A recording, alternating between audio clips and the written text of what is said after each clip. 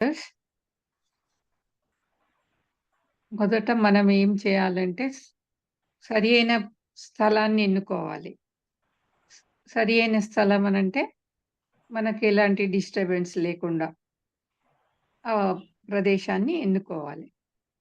ఎన్నుకొని మన స్థిర సుఖాసనంలో కూర్చోవాలి. అంటే ఇప్పుడు కింద కూర్చోగలిగిన వాళ్ళు కింద కూర్చోవచ్చు.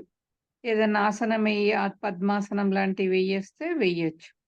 లేదు మాకు కింద కూర్చోరాదంటే కుర్చీలో కూర్చోవాలి. కుర్చీలో కూర్చొని ఓహ్!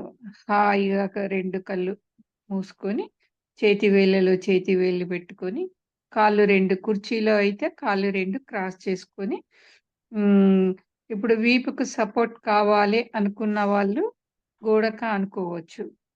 కానీ తలని మాత్రం ఆనియ్యొద్దు. తలని ఆనిస్తే నిద్రొస్తుందంట. అందుకనే తలని ఆనిచ్చొద్దు. దగ్గర ఇలా పెట్టుకోవచ్చు గానీ, కూర్చొని ష్ సహజంగా జరుగుతున్న శ్వాసను గమనిస్తూ ఉండాలి. అంతే. లోనికి పోయే గాలి, బయటికి వచ్చే గాలి. లోనికి పోయే గాలి, బయటికొచ్చే గాలి. వీటినేమంటారంటే ఉచ్ఛ్వాస, నిశ్వాసలు. ఉచ్ఛ్వాస అంటే శ్వాసను లోనికి తీసుకోవడం ఉచ్ఛ్వాస అంటారు. నిశ్వాస వదలడాన్ని వీటి మీద ధ్యాస పెట్టాలి. ఉచ్ఛ్వాస మీద ధ్యాస, నిశ్వాస మీద ధ్యాస. ఉచ్ఛ్వాస, నిశ్వాసల మీద ధ్యాస. దీన్నే ధ్యానం అంటారు. సహజంగా జరుగుతుంది గదా! శ్వాసక్రియ. మనం గమనించినా, గమనించకపోయినా శ్వాసక్రియ జరుగుతూనే ఉంటది.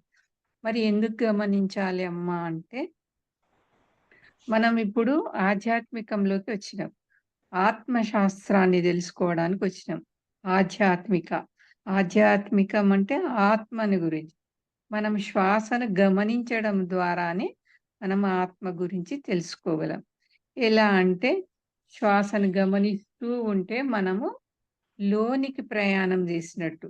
మనం ఎంతసేపు బయటనే శ్వాసక్రియ జరుగుతూనే ఉంటది. బయటనే చూస్తుంటాం అన్నమాట.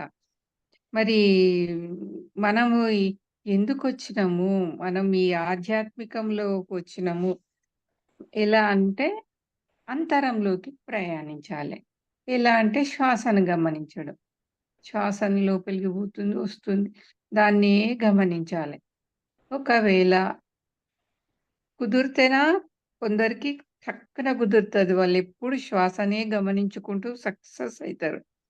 కొందరికి ఆలోచనలొస్తుంటాయి.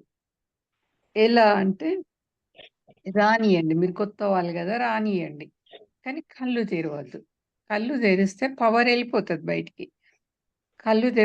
కళ్ళు తెరవకుండా గమనించండి ఏం ఆలోచనలొస్తున్నాయో. మీకు రాను ఆలోచనలు కట్ జేసి మళ్ళీ శ్వాసను గమనించడం పెడితే అవి వెళ్ళిపోతాయి. ముందు ఈ పని చేయాలి. ఏం జరుగుతుంది అని. ముందు కూర్చోవడం నేర్చుకోవాలి. తర్వాత ఆలోచనలొస్తే ఈ పని జేయాలి. ఫస్ట్ ఒక 5 నిమిషాలు టైం 5 ఇలా టైమును పెంచుకుంటూ పోవాలి. ఇంకా అప్పుడు మీరు అనుభవాలు మీరే దెలుసుకుంటారు.